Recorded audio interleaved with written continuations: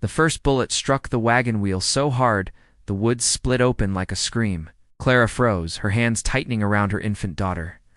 Dust swirled in the dying light as 4 riders closed in around the stalled family wagon. Their leader, broad-shouldered, scarred, and wearing a grin uglier than cruelty itself, tipped his hat and said, "Evenin'. Looks like y'all got nowhere to go." Elias didn't speak. He stepped in front of his wife and child calmly, almost too calmly for a man staring down armed outlaws. He looked like any traveling father, quired. Gentle but, Clara felt something shift in him the way a mountain shifts before a landslide. She had seen that look once before, years ago, on a night she never talked about. The leader dismounted and walked closer. "We seen you in town earlier," he said, circling Elias like a wolf sniffing at a fence. "You keeping your head down, too far down. Makes a man curious." Elias kept his gaze on the ground. "We're just passing through." "Family man, huh?" the outlaw sneered. "Funny, 'cause your face looks familiar?" Clara's stomach tightened. Please, she thought, not here, not now. But fate had different plans. The outlaw's eyes widened as recognition finally snapped into place. "Well, I'll be damned. Hey, boys, look what we got here. Elias Gray." He spat the name like poison. "Wow. The Ghost Rider himself. The West's most wanted outlaw travelin', with a wife and baby like he's some kind of preacher." Clara felt every bone in her body turn cold. The secret they had hidden for 3 long years was suddenly laid bare on the dirt road. Elias lifted his head at last, and for the first time that evening the softness left him. His eyes hardened, not with hatred, but with regret that had been following him like a shadow for half his life. "I'm not that man anymore," Elias said quietly. "No," the leader chuckled darkly. "You're worth $5,000, dead or alive. And I ain't in the charity business."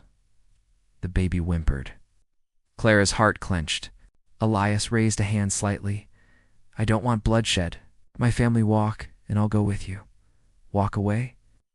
The outlaw barked a mocking laugh. "Why would I let go of all 3 bounties?" The other men shifted their guns. The wagon creaked under the uneven wind. The sky turned a darker shade of gold. Elias whispered, "Elias, please." He stepped back toward her, just enough so she saw his face, and remembered who he had once been. Not the outlaw the posters warned about, but the one who saved a dying town by stopping a corrupt sheriff. The one who robbed only the men who exploited farmers. It's the one who disappeared because he was tired of being a weapon. But those men outside didn't care about any of that. Elias breathed out slowly, a breath Clara recognized. It was the breath taken by a man, accepting he might die. Then he spoke softly to her. "Whatever happens, protect her eyes. Don't let her see me like this." Before Clara could even respond, one outlaw got impatient and cocked his rifle. And everything inside, Elias snapped. The quiet father vanished. The Ghost Rider emerged. He moved with a speed Clara had prayed she would never witness again. Elias yanked Clara down behind the broken wagon wheel, spun, and launched a knife he had hidden in his boot. It hit the nearest bandit in the shoulder, sending the man sprawling and firing wildly into the dirt. 2 others drew on him instantly. Elias darted behind the wagon, grabbed the rifle beneath the seat, the one he swore never to touch again, fired a single, precise shot. 1 outlaw fell. Another ducked and shot back, splintering wood inches from Clara's head. The leader roared and charged forward. Elias stepped out fully, drawing fire away from Clara and the baby. His movements were sharper, more dangerous than anything Clara had seen in all their years together. But there was something else too. Restraint. Every shot he took disarmed, disabled, but never killed unless absolutely necessary. The leader reached him, swinging a blade. Elias blocked the blow with his rifle, but the weapon snapped. The 2 men tumbled into the dirt, struggling, fists landing heavy and desperate. "You think you get to walk away?" the leader snarled, grabbing a fistful of Elias's shirt. "Men like you don't get peace." Elias took the punch without flinching, gritting his teeth. "I'm not fighting for peace," he rasped. "I'm fighting for them." He headbutted the outlaw, rolled, grabbed the fallen man's pistol, and aimed it at the dirt just beside the man's ear. "Leave," Elias said, "or I finish what you started." Breath heaving, the leader stared at him. At the father who refused to die, at the outlaw who refused to return to what he once was. Fear flickered in his eyes for the first time. He spat blood, gathered his wounded men, and mounted his horse.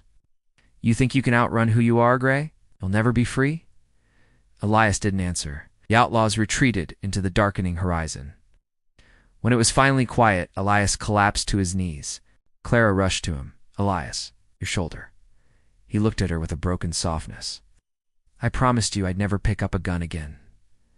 "And you kept that promise," Clara whispered, touching his cheek. "You didn't pick it up for yourself. You picked it up for us." He exhaled shakily, the weight of old sins sitting heavy on his scarred back.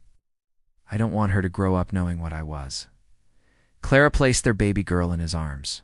"Then show her who you are now." For a long moment, Elias simply held the child as she touched his chin with tiny, helpless fingers. Unaware of the violence that almost swallowed them whole, he made a vow right there in the dust. It's not to hide from his past, not to run from it, but to build a life stronger than it, kinder than it. The family repaired their wagon slowly and continued toward the valley where a small cabin waited, built with their own hands, dreamed of for years. Each day that followed, Elias worked the land, helped neighbors, mended fences, and rebuilt the man he wished to be. And though rumors of the Ghost Rider still drifted through saloons and towns, no one ever suspected that the quiet father tending his crops in the early dawn light was once the most feared man in the out west. Because that man had died on the dirt road the night he chose love over violence. And the man who remained was one who finally understood that redemption isn't about forgetting who you were. It's about becoming someone your children can look up to, no matter how dark your past once was.